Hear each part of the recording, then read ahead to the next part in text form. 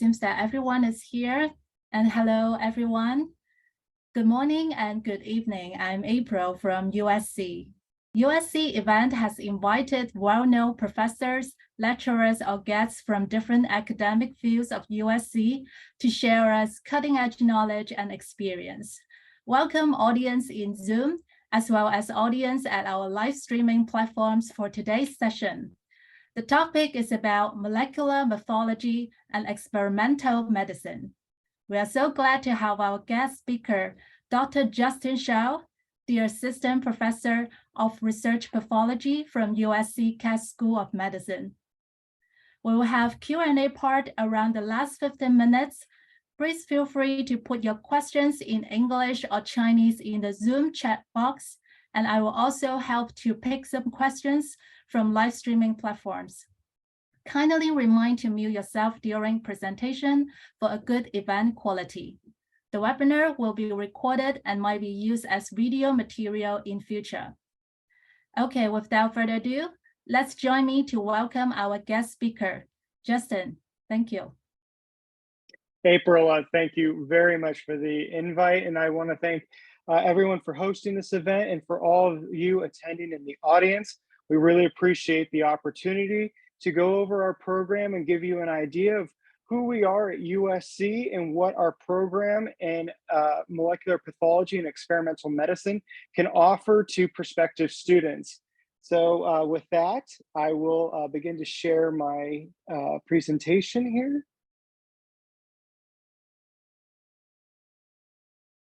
Okay, can everyone see that okay? Wonderful. Okay, so tonight, as in the introduction, this is all about our master's program at the Keck School of Medicine at the University of Southern California. And this is our molecular pathology and experimental medicine master's program. And as in the introduction, I'm an assistant professor of research pathology, and I also serve as the chair of recruitment and admissions for our program here. So if you are applying to our program, I get the great opportunity of getting an opportunity to meet you and conduct your interviews and to go through your application to our program.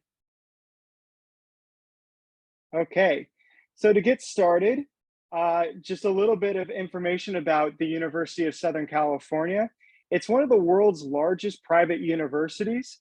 And here in this image is our great leader of our university, Carol Folt, who is herself a biologist and a scientist. The University of Southern California has 46,000 total students, with roughly 21,000 undergraduates and more than 28,000 graduate or professional students. Of those, 13,000 of them are international students from all around the world. This makes the University of Southern California the #1 university in the United States as far as international students. We also have 28,800 faculty and staff. So you can see that we actually have quite a few full-time faculty members with 4,600 and more than 16,000 supportive staff and more than 7,900 student workers. So it's quite a large university, and we're here in the wonderful city of Los Angeles, which in itself is a wonderful place for a multinational university to be, since it's a wonderful multinational city. A couple of things about USC, and to give you an idea of where we kind of fall in some of our rankings. So we are recognized worldwide as one of the world's most innovative universities. So not only at the Keck School of Medicine, but in our other schools, we are considered one of the most innovative universities. Again, one of the top universities in the world is according to UniRank systems. We also have, we're also considered one of the best places to actually attend school in the United States, with being considered one of the best student life. So being in the middle of Los Angeles, a very active and energetic city, being in Southern California where you can surf in the morning and ski in the afternoon.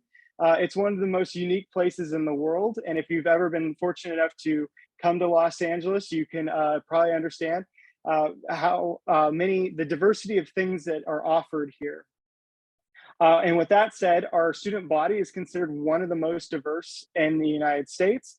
And as mentioned previously, we do have the most international students of any university in the United States. And one of my favorite things is this last accolade, which is we have some of the best food in the United States. So being Los Angeles, you can walk down the street and have world-class tacos. You could walk down the next street and have some of the finest Italian cuisine.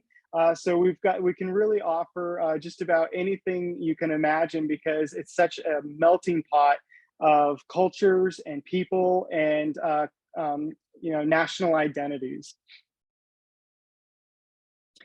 Elaborating a little bit more on the Keck School of Medicine. So this is the University of Southern California's medical school. It was founded in 1885. So we are one of the oldest medical schools in the state of California.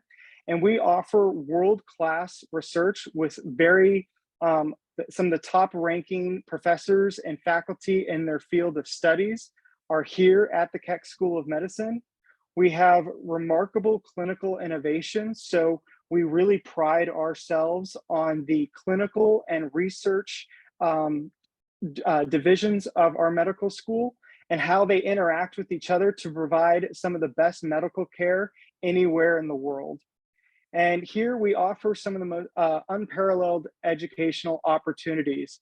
So not only do we have our master's program, but we have multiple doctoral programs and many other master programs, in addition to our medical school, our school of pharmacy, our school of physical therapy, and occupational therapy.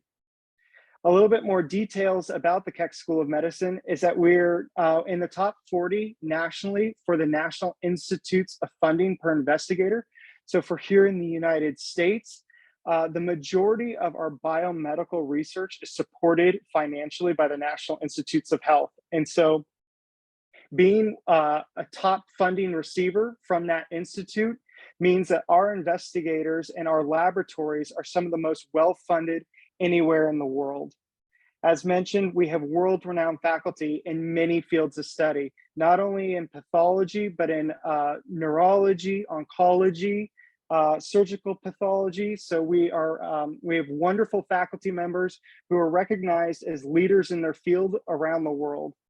And we really pride ourselves on training tomorrow's leaders. We want to make not only the best scientists, but the best leaders within your field. So we really support your personal development while you are becoming a scientist here. And as mentioned earlier in the talk, we're located in one of the world's most diverse settings, being Los Angeles. It's quite a unique location with just a really great, diverse lifestyle, and with a lot of opportunities to experience new aspects of just world culture. And another thing that we're well known for here at the University of Southern California is generating really lifelong international networks that span continents. So as I will talk later in the talk, we have a very robust alumni system in which we really support the Trojans who have come through and have graduated. And we really support our own Keck or our own USC family members. So the Keck School of Medicine is actually located on the health science campus at USC. So our campuses are divided into two major locations. So we have our main undergraduate student body is located more in downtown Los Angeles, while our health science campus is located further east within LA. And under the health science campus, you have the Keck School of Medicine, our School of Pharmacy, School of Dentistry, our Division of Occupational Science and Occupational Therapy, and our Division of Biokinesiology and Physical Therapy. And what's great about this environment is that all these different aspects to medicine and human healthcare come together to really interact together to train each other, to get different perspectives on different approaches to medicine and to approach and to either curing diseases or how we just approach human health in general. So it's a very diverse campus, not only by the people that are there, but also by the fields of study that they are focused on. So now getting into the overview of our master's program in molecular pathology and experimental medicine, which we have shortened to MPEM, since the whole name is a little bit of a mouthful. But the overview of our program is that we've designed this program as to prepare students for a broad field of biomedical sciences, focusing on understanding and challenging the mechanisms of human disease. So pathology itself is a very broad field of study. And if any of you have experience in the hospital setting, you'll know that the Department of Pathology within any given hospital is one of the few departments that is intertwined with almost all other aspects of a hospital setting and healthcare. So you've got surgical pathologists who are, working either in the field of oncology or infectious diseases often. You have clinical pathologists who are running your laboratory medicine, so performing, your diagnostics. We also have pathologists who specialize in oncology and in other subspecialties. So really the field of pathology is quite broad, which our program is designed to make sure that you have a broad experience within all the key fields of medicine, preparing you for future endeavors, whether that's going on to medical school, furthering your graduate studies with a doctorate, or going directly into industry. And so ideally, by the time you graduate from our program, you'll have broad spectrum of expertise, ranging from the basic scientists, so a wet lab, understanding the basic mechanisms of disease, all the way to clinical medicine and translational medicine. So how do we take those discoveries at the bench top and move them to the bedside? That is one of the key stone features of our program. Is we like to emphasize translational research and interdisciplinary training that allows you to be scientists that can focus on the mechanisms and the aspects of human disease, and the aspiration that you will either go into the clinical setting where you'll be helping people who are experiencing whatever type of healthcare needs they may have, or if you want to be the pioneers of a field, understanding how diseases come about and how they affect the body, to developing novel therapeutic approaches. A little bit more about the profile of our program. It's a very intimate program. Most of the time we have less than 15 students at any given time. So in the fall of 2022, we had 10 current students, and we have a very diverse student body. So half of our students are international, and they come from multiple countries, from Asia and Europe and South America. And so we also have 86 active faculty members within our department. So this gives actually an inverted faculty to student ratio. So we have about 8 faculty members for every student within our program. And our faculty members, one of the unique things about the health science campus and how the School of Medicine at USC is set up, is that we have the Keck School of Medicine that is integrated with the Los Angeles County Hospital, so one of the largest hospitals in the United States.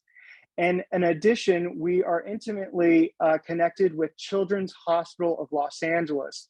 So if your research interests or your future clinical interests are focused on pediatrics, you have the opportunity to perform very meaningful research in the field of pediatrics here while you're doing your master's work at Keck School of Medicine. And because we have these different settings between the Keck School of Medicine, Los Angeles County, and CHLA, there are extensive research opportunities across many fields of pathology and medicine. And one of the things we do pride ourselves on as well is that while our program is inherently embedded in the Department of Pathology. All of our departments work together to ensure that our students have the best broad spectrum education that we can provide and the most opportunities for expanding your research horizons. So going into that, I will briefly be talking about the curriculum that we offer with our master's program. So generally, we have a 2-year program that requires the completion of 34 units. So we have our core courses. So this includes infection and host responses, cellular biology, immunology courses. Some of the classes that our students really enjoy are our foundations for molecular medicine and our methods in molecular pathology. And once you've completed your core courses within our program, you're offered the opportunity to take many different types of electives. And so on the right side of your screen, you can see some of the electives that we've picked out, but there's actually a list that is quite large, much too large to share here. One of the great opportunities about having our master's program within such a large school of medicine is that we can offer coursework outside of our department and outside of our program that you can take to customize your curriculum and your learning experience to include subjects and training and things that are specifically interesting to you. So for example, if you are particularly interested in more of the anatomical aspect of pathology, we can offer you the opportunity to take additional coursework in anatomy and in surgical pathology and courses such as that. So while this list is just giving some examples, there are quite a few different elective courses that are available to you. So to give you kind of a general overview of how our program works as far as the timeline, our school begins in August, and during your first semester as a student in our program, you arrive here at USC, you'll begin your coursework, and you kind of get to know the faculty during this time.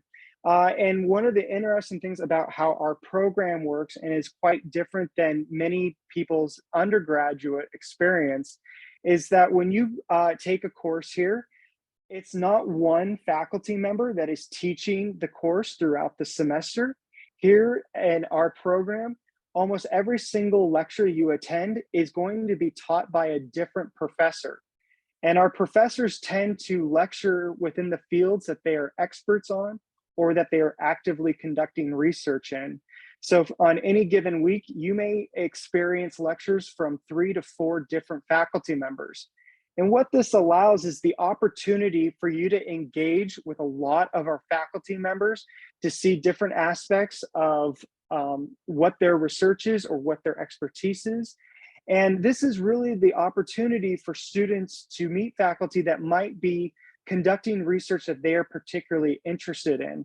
So for example, in the fall, I give a lecture on the mechanisms of bacterial drug resistance. If that was something that was interesting to you as a student, after class, you could come up to me and say, Dr. Schaal, I'm really interested in the work that you're doing. You know, can we discuss more about maybe some research opportunities within your lab? And so it's a great opportunity for you to have really intimate interactions with your professors. And at this time, I'd like to let you know about kind of how our classes are set up. Most of your core classes within our program are extremely small and intimate. So while our program may only have 10 to 15 students in it, many of our classes and our lectures will have 3 to 10 students in them. So very small student body. And so in most of our courses, we actually don't teach in a lecture hall. We have a pathology library where we sit much more in a round table setting. This provides an environment where our lectures are much more of a discussion, where in real time, your faculty member, your professor, can see how you are responding to lecture material. And that allows us to get a sense of how well people are digesting the material, whether they're understanding it. And it allows, for example, if I'm conducting a lecture and I can kind of get a sense from the body language of everyone in the room that maybe a topic is not very clear, in real time, I can kind of adjust the lecture, step back, and make sure that all of our students completely understand the material. So we'll discuss what may be not completely clear to everyone.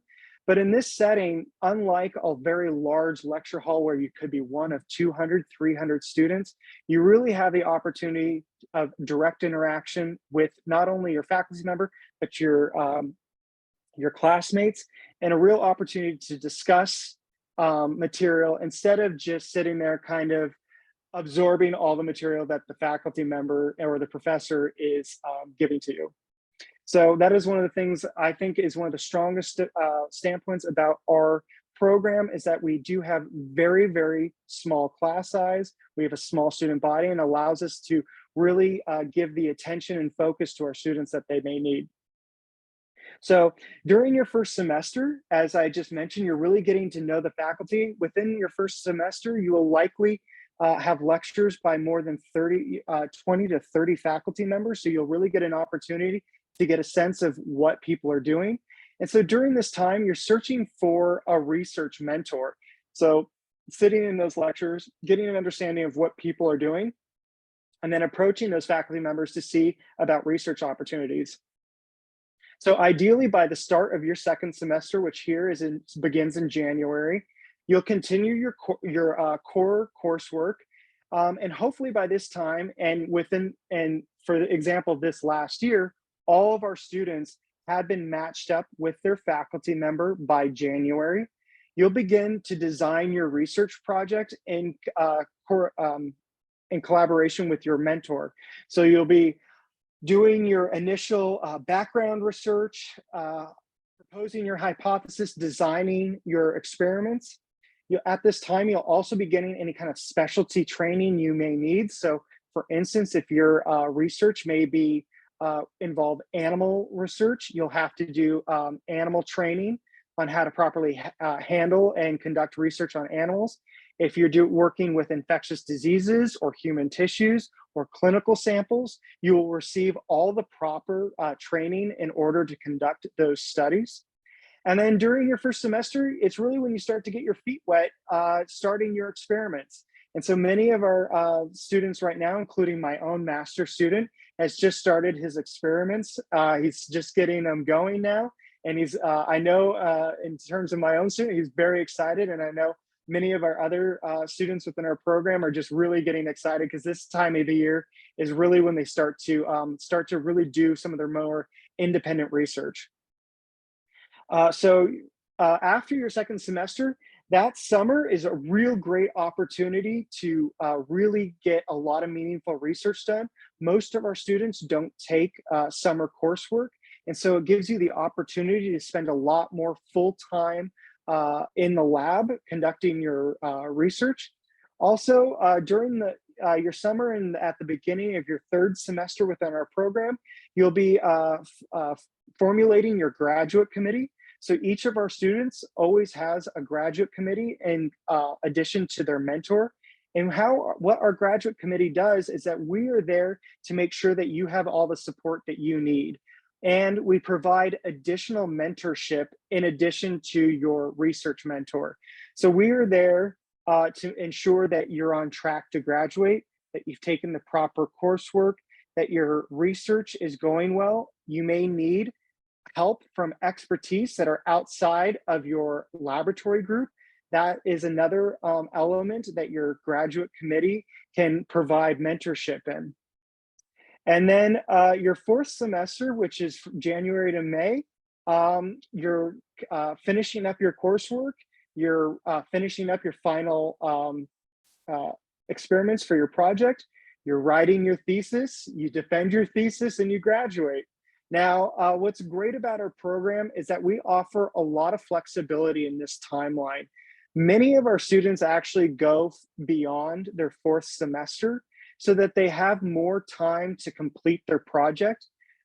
If any of you are really experienced in performing, original research, sometimes things don't always go as well or to plan.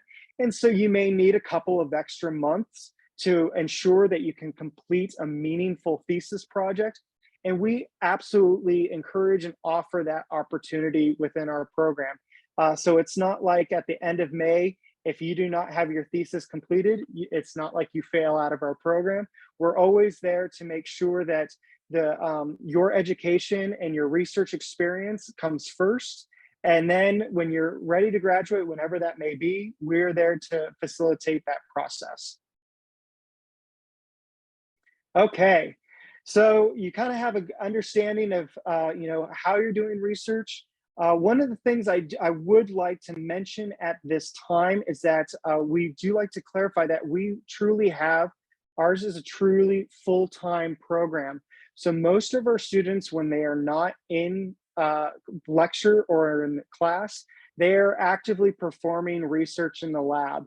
So unlike some other master's programs that may be part-time or maybe online, our program is conducted in person. All of our lectures are in person, and the majority of the time not in lecture will be spent performing research. And that's really the best opportunity for you to expand and get the most exposure to different techniques and trainings that are possible within a 2-year period. So with that said, I'd like to kind of share with you guys what kind of research is being conducted within our department. So at the Keck School of Medicine, our research is quite diverse and broad. So as I mentioned earlier in our talk, the field of pathology is quite diverse and is a large spectrum. But here within our program, we have many faculty members who are studying cancer biology. And in fact, that's probably the field of study that has the most active research within our program. But we also have faculty members studying stem cell biology, autoimmune disorders, genetic engineering, infectious diseases, translational medicine. And this is not completely comprehensive. These are just examples of some of the main fields of study that are being actively researched here at the Keck School of Medicine. So now I'd like to share with you just some of the three examples of some of the research that's currently being conducted within our program. Okay, so we have here, this is in the laboratory of Joseph Carlson, an MD, PhD, who is a wonderful faculty member. And in his group, they study the genetics and the genomic components of women's cancers. So they specifically really focus on cancers associated with women, and they work very closely with clinicians to improve the outcomes of gynecologic cancers by really understanding the biology of tumors. Many cancers, they share the same name, but the mechanisms for that cancer can be quite diverse. So when you say uterine cancer or ovarian cancer, they can be very different in what causes them, how they'll respond to treatment.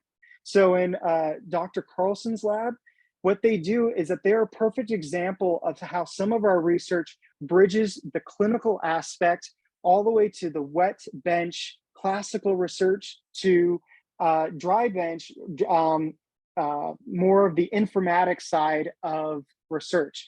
So in their lab, they often take tumor samples from patients. They sequence those. They do bioinformatic approaches to understanding what those sequences are doing. They take multiple analytical approaches to understanding not only DNA, but and the genome, but the transcriptome. So what genes are being expressed. And then even looking at the proteome to get a full idea of what is going on in that tumor microenvironment, what is going on at the cellular level. And so based on what they are developing through this process, they formulate hypotheses, and then they go back and they validate those hypotheses through other mechanisms. So they can use proteome analysis to confirm transcriptome readouts. So in this lab, one of the reasons I'm sharing this is that they're a wonderful example of our clinical bridge between research and actual patients. And so the idea here, the overarching goal for this group is that to understand the individual's cancer better so that we can optimize anti-cancer or therapeutic treatments. In the realm of infectious diseases, so I'll let you know, this is my particular field of study. So we are developing novel therapeutic approaches for treating multi-drug resistant bacterial infections. And so on this slide is an example of a publication that we released last year, where we've actually designed a host-directed macrocyclic peptide therapeutic for multi-drug resistant gram-negative bacterial infections. So as you can see here on the left, this is an example of how we have drug design. And so we actually designed this molecule. It is an immunomodulatory drug. So what it does is it actually stimulates the host to recognize and attack a bacterial infection instead of acting as a traditional antibiotic. So most traditional antibiotics are directly attack and kill bacteria, but our approach here was actually not to take that pathway. We designed a drug so that it boosted the host's immune response. So in the graph that you can see here in the middle, these are mice. So this is a mouse model, and these mice are infected with a superbug known as Klebsiella pneumoniae that expresses multi-resistance factors to antibiotics. And currently, this particular infection model that you see represented here has no antibiotics that are currently approved for human use that is effective in clearing the infection. So in the black line here, you can see our control animals. 80% of them succumb to the infection, but you can see 3 different dose levels of our experimental drug here. At the highest levels at 5 and 1.25 milligrams per kilogram, this actually completely protects the animals from succumbing to this incredibly drug-resistant infection. And how it does that, you can kind of see here on the right. Hopefully the screen's clear. But in the upper panel, these are the mouse macrophages when there is no drug present. And so they're not activated to attack the bacteria. So hopefully the screen is clear enough for you, but what you don't see in these cells are engulfed bacteria.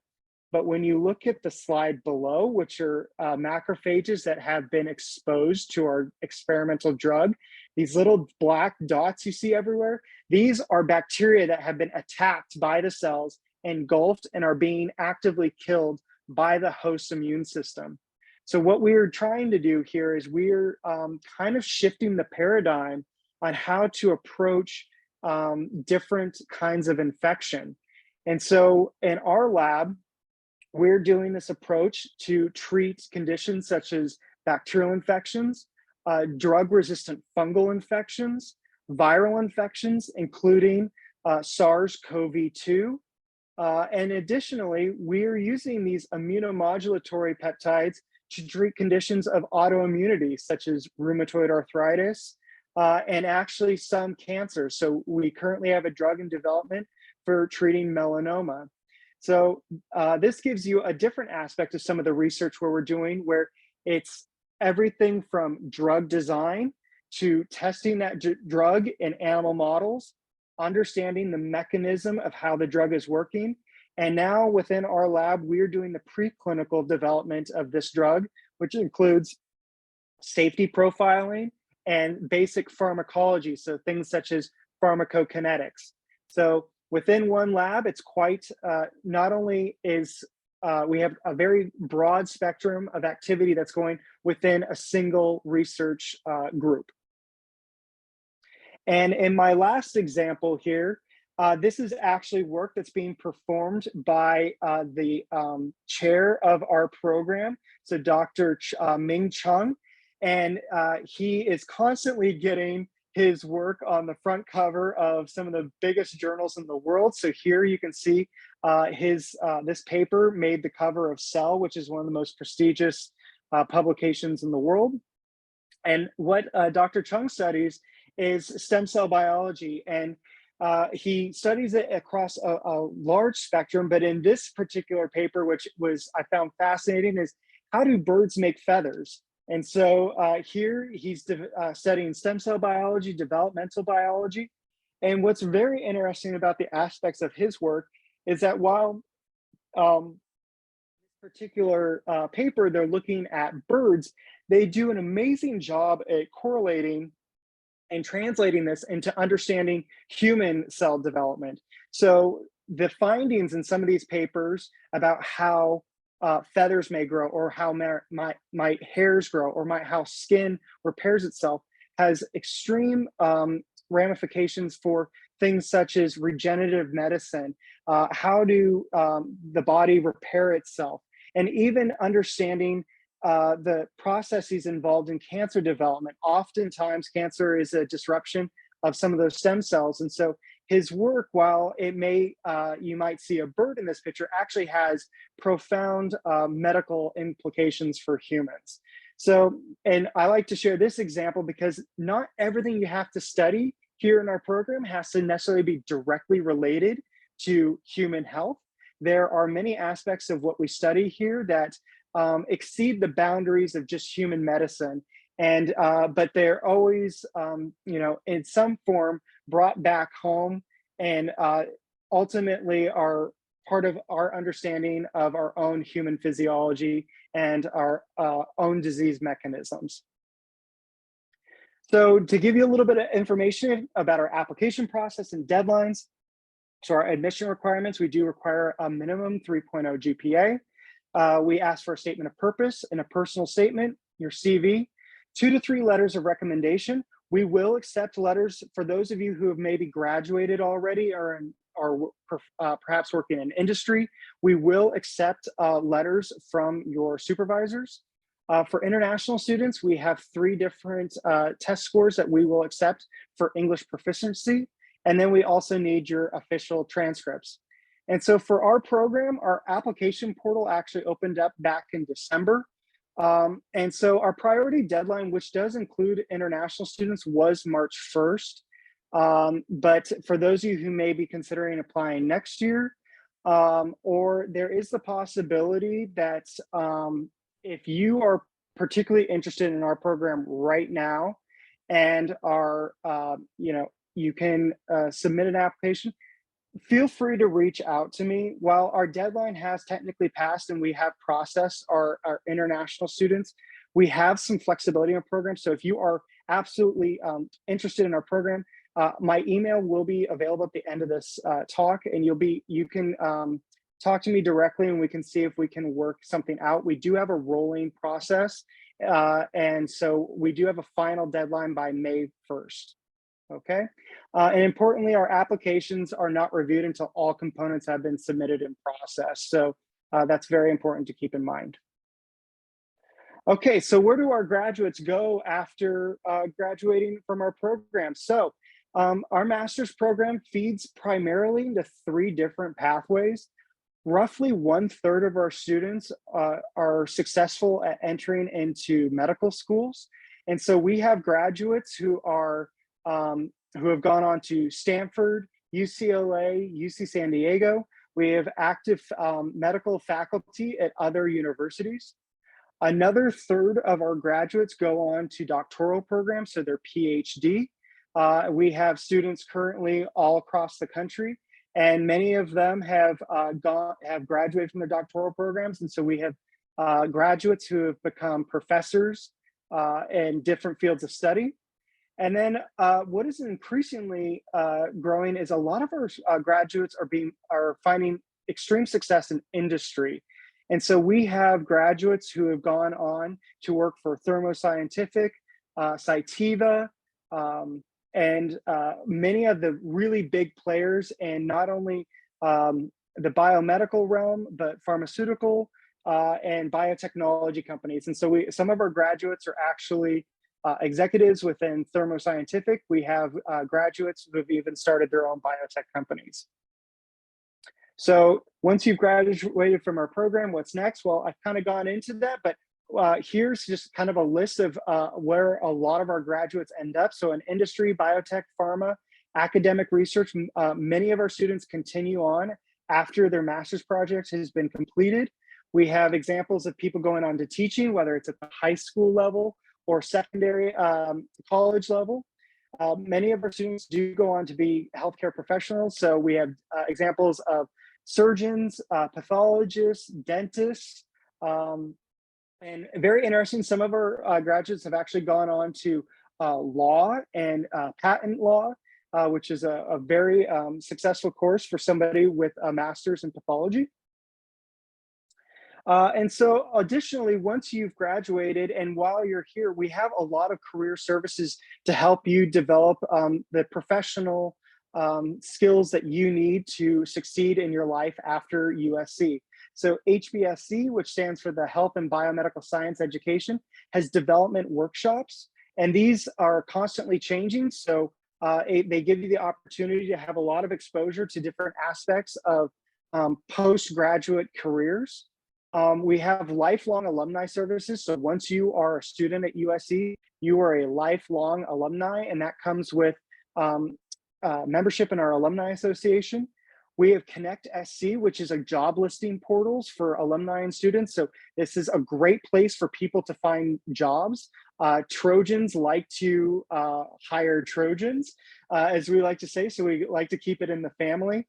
We have a lot of career networking as well. So online networking, as well as mentoring. So a lot of our graduates will offer mentorship services to our current students. We also have individual career counseling, and we also have career webinars and events. So we have a job fair every year at USC as well.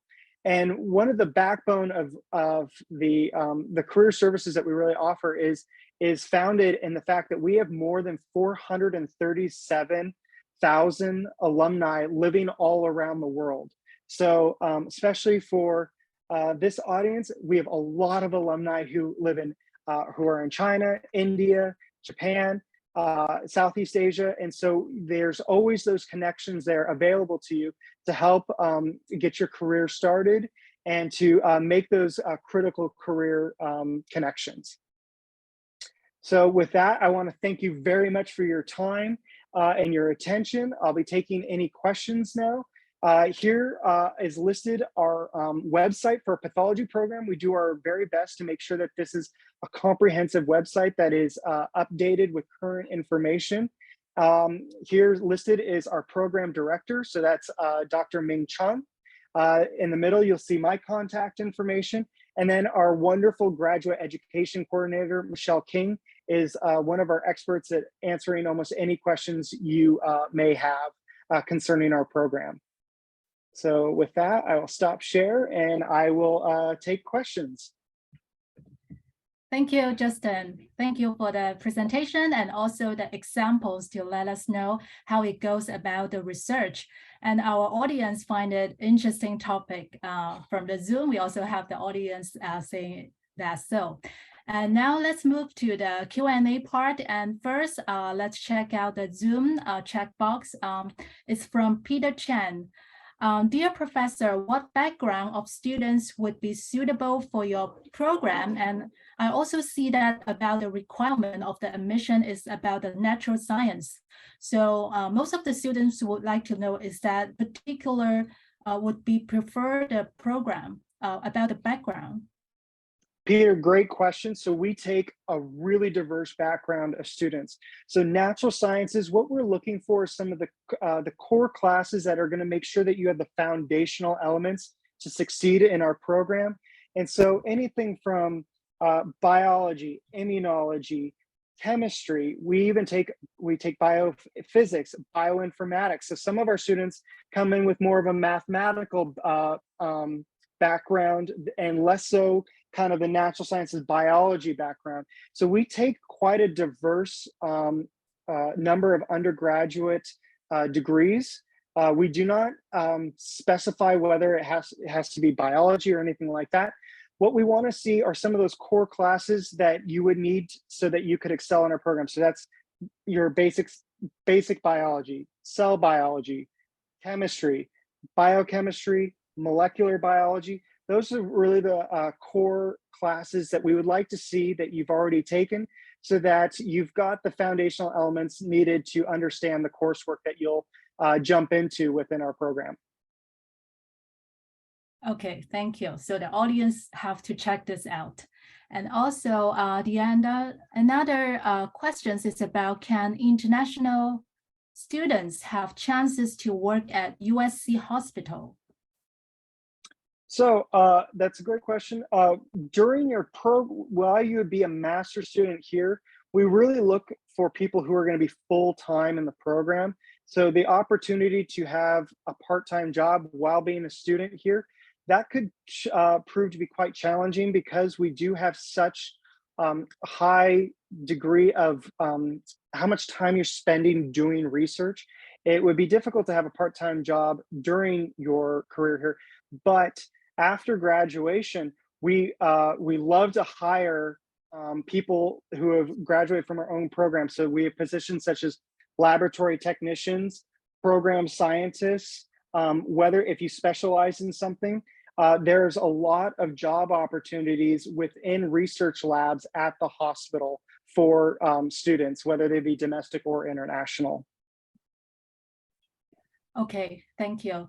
And the next questions, I think it might be a bit long. It includes 3 questions here. So let me say that in one by one. And am I my understanding correctly that there are different fields that students can choose to focus on once being admitted in your program? Can be the first one, different fields student can choose. Okay, so I can see this one. So how our program works is that, so we have many different master's programs here at USC.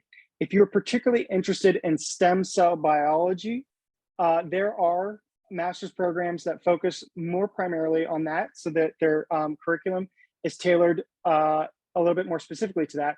But because pathology is such a broad spectrum field of study, what we do is what our curriculum is designed, that you have a core curriculum where you have the foundational elements to understand some of the core theories and techniques used in pathology. As you get advanced within your program, there's the opportunity, your curriculum, once you've taken your core courses, we have what we call electives. So these are classes that you get to choose which ones you would like to take. So in the context of your question, if you are particularly interested in having more exposure to stem cell biology, we have many elective courses that you can take in regards to stem cell biology. So while your degree would still be within molecular pathology and experimental medicine, you would have a kind of a specialty within stem cell biology if you chose to manipulate your coursework to focus on that. Okay, thank you. And then that this answer includes all of the questions from this audience. And the next one is, my undergrad major is chemical engineering, would be eligible to apply to your program? So we have had chemical engineers before. We would evaluate your transcript. We do this on a one-on-one basis. So we would be looking for some critical classes. So if you hadn't had any kind of biology coursework, so no biology, no cell biology, or immunology, or physiology, you would likely struggle in our program, because some of the just the real foundational elements that you would need would just be missing. But it would be, we evaluate that on a applicant by applicant basis. Some chemical engineers take additional courses or electives to kind of include some cell bio classes or physiology classes, and in that case, you would absolutely be prepared for our program. Okay, thank you. And I also moved to the live streaming platforms questions, and would like to spot out now is about the 1,200 audience viewers on the platform. And I would like to pick some questions. The first one is about, is there any scholarship offered by the program? Yes, our program annually releases awards one scholarship to our incoming class. So our incoming classes, as I mentioned earlier in the talk, are usually quite small. It's usually less than 10 students. So what happens is that if you apply by our priority deadline, you are automatically considered for this award if you're admitted into our program. So if we have a applicant pool of 10 students, we evaluate them and we award one of those students our merit-based award. It's $40,000 for the 2 years. That is the only scholarship directly offered by our program at this time. Okay, thank you. And another question is about the support of the mentors and the professors. And just now we know about the resources, about the independent research and the small class size that students can come to the professors after class, and how they can gain the support like other in another way in this program. Okay, yeah, so it's one of the great aspects of this program is that we have so many faculty members per student. And so the idea is, you are understanding the question correctly. Are you asking more specifically how the faculty members support individual students, or I think I might be misunderstanding. Yeah, it's like if it's a small group of students, maybe sometimes the teachers maybe ignore some students' attention, maybe, yeah, from Okay, they share their pictures on, yeah. Right. So our faculty, it is really, those of us, you become a professor because you're passionate about teaching. And I think a lot of our faculty members really are. And so in that small classroom setting, we really want to hit home that everybody is walking away from lecture comfortable with the material, feeling that they are heard and supported. One of the great things about having such a small class size and that intimacy with such a small number of students to a faculty members, you don't need to wait till a faculty member has office hours or something like that. You can ask your questions in real time. So you don't go home from your lecture confused about a subject or not understanding something. We really encourage questions to be asked, to have that dialogue so that we can make sure that you are fully comprehending the material in real time. We don't want you going home just, kind of being upset that you may not understand something. Most of our students, one of the things that they tell us a lot is that, they feel that studying for our exams is actually much easier because they walk away from lecture understanding things much better than they did or they were accustomed to as an undergraduate. So many of our students are from very large universities where, as I said, you may be one of 300 students in a lecture hall. You don't really get the opportunity to ask questions very well. And then if you do have questions afterwards, communicating with professors can kind of be intimidating. They don't know who you are. Well, in our classes, I know every single student's name. So they send me an email after class saying, I really wasn't completely clear on this. I'm going to respond as fast as possible to make sure that they've got the attention and get the answers that they need. Thank you.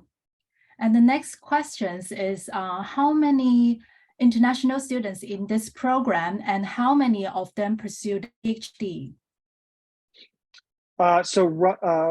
The exact number right now, I don't have off the top of my head. Historically, we are almost always at about 50% international students. So let me think of we have at least 4 international students right now out of our body of 10. It might be 5. Right now, I know that one of our international students is already an MD, and she is planning to go on to her residency.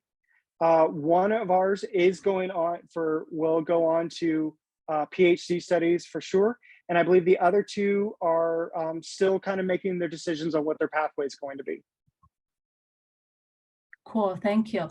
And I also see questions from the Zoom chat box, and it's about from Qi Qi. This major has recently changed its name and add the word medical.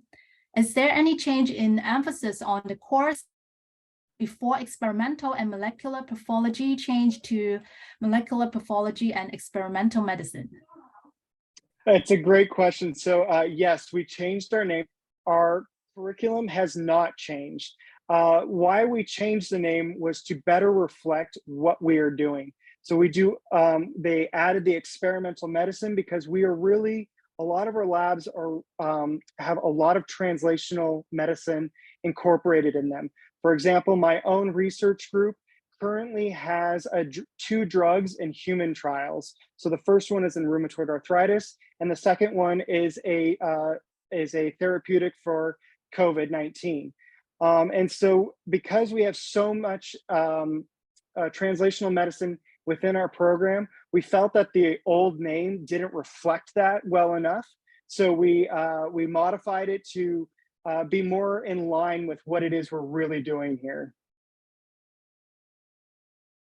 Thank you. I think this is all about our Q&A part, and close to the end, and as tradition for our event, and we would like our guest speaker to give some words or advice to our audience, or as well as our prospective students. Well, you know, for anybody who's considering going into the field of pathology, you know, my own doctorate is in this field, and so I might be somewhat biased, but it's one of those fields that just is exploding in possibilities, you know, and I think going into it with an open mind, going into it with energy and perseverance, and not being shy. There are so many questions to be asked. There's so many unknowns, and you may be intimidated by the expertise of faculty members or of perhaps students who are more advanced, but there's plenty of knowledge still to be gained out there, and we need everyone to contribute their part in order for us to push the field forward into the future. Thank you. Thank you, Professor. Thank you for joining us today, and have a good day and good night wherever you are. See you next time. Bye.